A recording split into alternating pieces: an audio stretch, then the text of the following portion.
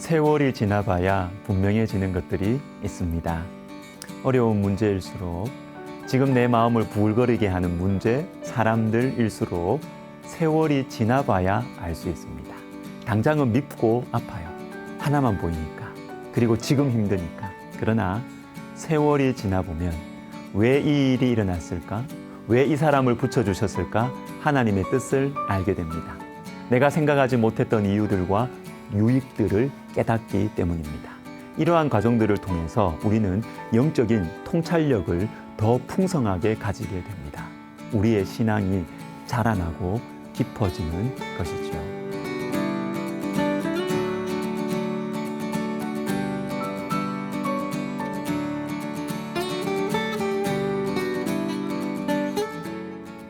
엘리후를 통해서 하나님께서는 오늘 우리에게 중요한 영적인 통찰력을 가르쳐 주십니다. 오늘 본문 마지막 절인 욥기 37장 13절을 보십시오. 혹은 징계를 위하여, 혹은 땅을 위하여, 혹은 긍휼을 위하여 그가 이런 일을 생기게 하시느니라. 자, 이런 일, 마지막에 나온 이런 일은 하나님께서 자연 만물을 운행하시는 것입니다. 우리가 다 헤아릴 수 없고 이해할 수 없는 일들이죠. 이걸 행하시는데 거기에는 세 가지 목적이 있다고 하십니다. 징계를 위하여, 혹은 땅을 위하여, 혹은 긍휼을 위하여. 이 세 가지 중에 하나라는 것이죠. 세 가지가 다 있을 수도 있고 그 중에 하나 또는 둘이 있을 수도 있다라는 것입니다. 특별히 이 세 가지는 욥의 경우처럼 고난을 해석하는 데 있어서 매우 중요한 영적인 통찰력입니다. 우리가 살아가는 한평생 동안 하나님께서 행하시고 허락하시는 많은 일들과 만남들이 있습니다. 때로는 아프고 후회스러운 경우들도 있죠. 왜 이런 일이 나에게 닥칠까? 그 사람을 왜 만났을까? 우리 가정에 왜 이런 고난이 있을까? 왜 이것이 계속될까? 징계를 위하여, 혹은 땅을 위하여, 혹은 긍휼을 위하여입니다. 먼저 징계를 위한 것일 수 있습니다.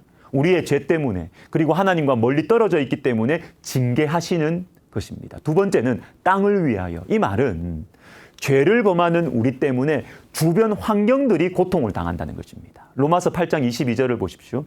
피조물들이 다 이제까지 함께 탄식하며 함께 고통을 겪고 있는 것을 우리가 아느니라. 여러분, 피조물이 탄식하고 고통을 겪는다. 무슨 말일까요? 인간이 욕심에 눈이 멀면 자연이 고생을 해요. 자연이 피해를 입습니다. 땅이 고통을 당해요. 그래서 하나님께서는 땅을 위하여 우리가 쉬도록 해버리는 거예요. 인간이 그 땅을 떠나도록 하십니다. 인간에게는 고난이지만 땅을 위해서는 좋은 것입니다. 마지막으로 긍휼을 위하여입니다. 하나님께서 우리를 불쌍히 여기셔서 우리를 사랑하셔서 고난을 허락하실 때가 있습니다.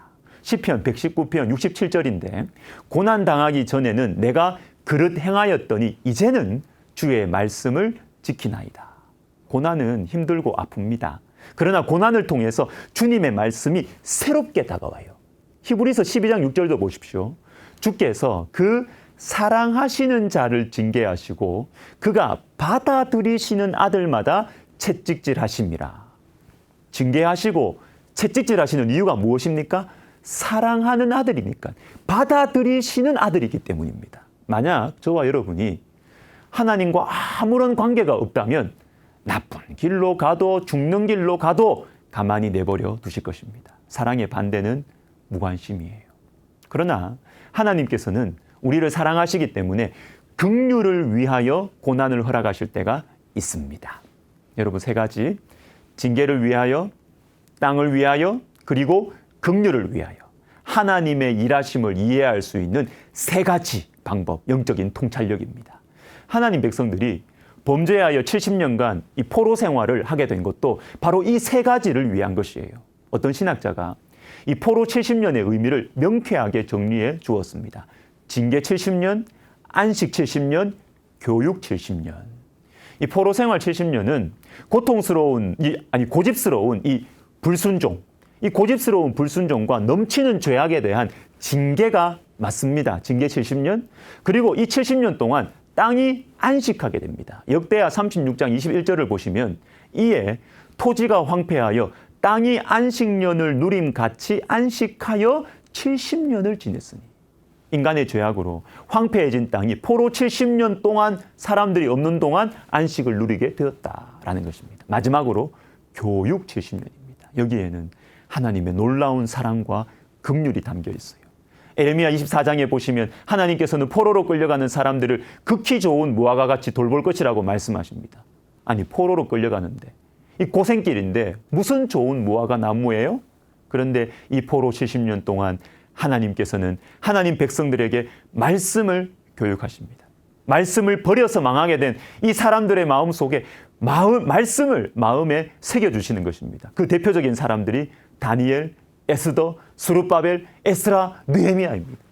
역사상 가장 경건한 사람들, 신실한 사람들, 이 사람들이 어디에서 길러졌습니까? 포로지에서. 포로 70년 동안입니다. 징계, 땅, 긍휼.